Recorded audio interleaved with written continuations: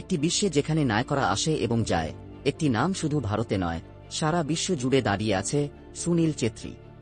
একজন ব্যক্তি যার যাত্রা শুরু হয়েছিল ছোট শহর সেকেন্দ্রাবাদে, যার ফুটবলের প্রতি আবেগ অল্প বয়সে প্রজ্বলিত হয়েছিল এবং যার উৎসর্গ অবশেষে তাকে খেলাধুলার চরম শিখরে উন্নীত করবে। মোহনবাগানের সাথে তার প্রথম দিন থেকে শুরু করে বেঙ্গালুরু এফসিতে তার সময় পর্যন্ত সুনীল ছেত্রীর স্টারডমে উত্থান অসাধারণ কিছু ছিল না।